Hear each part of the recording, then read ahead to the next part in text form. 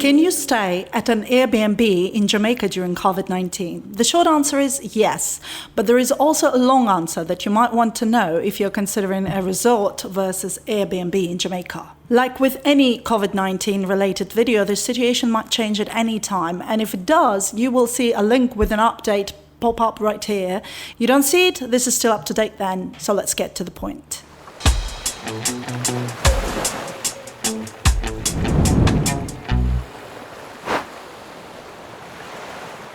If you check any sources for the official information related to staying at Airbnb in Jamaica, you will find absolutely nothing. It is so for a reason, and I'm going to explain everything now. If you go to the Ministry of Tourism website, it says here, COVID-19 protocol compliant approved listings, accommodation available for travel authorization selection, and you can see the list of hotels, villas, and guest houses. The chances are you're not going to find your Airbnb on any of these lists. Doesn't mean you cannot stay there. Yes, you can, but you specified as a private home, not as a tourist accommodation, because that's what most Airbnbs are in Jamaica. They are somebody's private homes. There is still this so-called COVID-19 resilience accommodation certificate that all the resorts get, but it's not really applicable to an Airbnb. Let me show you why and why the government prefers to leave this room for discussion about the subject instead of approving or banning Airbnbs. At the end of this video, I'm going to show you how to specify your Airbnb accommodation information to be compliant with all the rules and regulations and get your travel authorization application approved.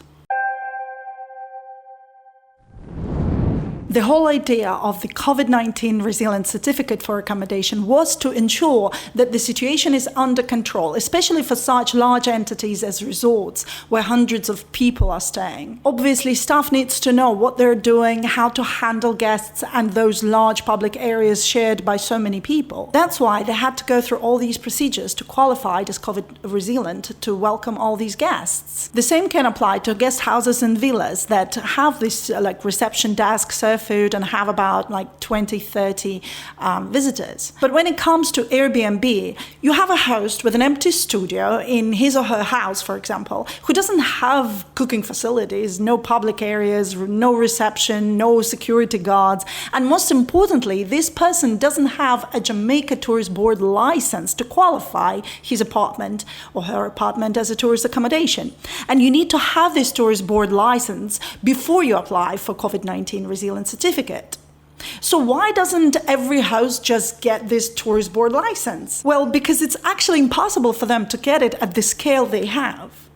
To get a Tourist Board license, they have to provide fire certificates, health certificates, planning agency certificates, security certificates, public liability insurance. It's like...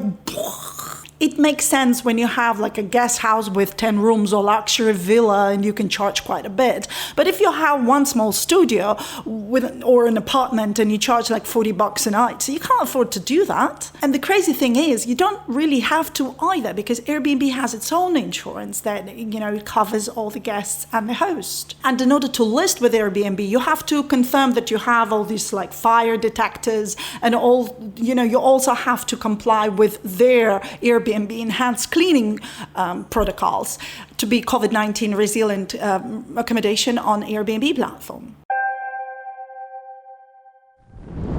If you do travel to Jamaica, is it safer to stay in a resort or an Airbnb from the COVID risk point of view? Well, you don't need to be an Einstein to understand that staying on a property with a lot of other people is not as safe as staying on a property where there are no other people, just you alone, and you have like the apartment to yourself with a separate entrance. So theoretically, Airbnb Jamaica should have been encouraged now more than before, but this is not the case. And if you see COVID cases in Jamaica, they're mostly coming from people staying in private homes. But of course, this is not because people who are staying in private homes are exposed to more people on property, but rather because they broke the rules, left the property to get in contact with others outside. Resort people would tend to stay in. The only message from the government regarding Airbnb was back in June and then once again in July, and both saying that Airbnb is not recommended and you should only choose accommodation that has this COVID-19 resilience certificate. Not recommended doesn't mean it's not allowed. It simply says that the government is not responsible if you make this decision, you know. But again, you may be wondering, why not just make it clear you're allowed to stay in Airbnb and it's okay, or you're not allowed, and just put a ban on Airbnb? Well, here is why. Some people speculate that the government of Jamaica wants to make people stay in resorts so that resorts make all the money. Airbnb hosts and all the other people in Jamaica, well, we don't care about them. But I personally doubt this is the case now. Judging from the past, the government of Jamaica had always been very supportive of Airbnb and of the beaten path travel in general in Jamaica, before COVID, that is. So I don't think they have changed their mind suddenly and support the resorts only and ignore other people. Instead, there is obviously an explanation to this. The officials cannot go and say, sure, a guest can stay in any Airbnbs, we don't regulate them, but it's okay. This would be irresponsible. And they cannot go to every single host and check on his or her room either, because it's impossible to get a list of the same rules to be applicable to every host and every Airbnb. But they cannot ban Airbnb or prevent people from staying in an Airbnb, and this is because of two reasons. One, we shouldn't forget that Airbnb is just a platform. The approved resorts and guest houses can advertise rooms on Airbnb as well. So they cannot really ban the platform, because in this case they will have to ban Booking.com, TripAdvisor and so on. It's just ridiculous. And reason number two, the original idea of an Airbnb is to share your private home with guests and become their friends. And I know a lot of hosts who became friends with their guests and then just stayed in touch for many years to follow. So if tourists decide that they don't want to go to a resort and choose a private home instead, you cannot prohibit this, because if you do, you will also have to prohibit people from staying with their relatives in their private homes. In this case, it wouldn't make any sense at all. I mean, like, resorts are okay, private homes not okay. This is why, ladies and gentlemen, you will not find any information related to stay in an Airbnb Jamaica on any official websites. They simply cannot comment anything on the subject. When you fill out your travel authorization form, you will get to the page where it says intended stay information. Here you can select type of accommodation. If you select hotel, then you'll have to select from a list right here.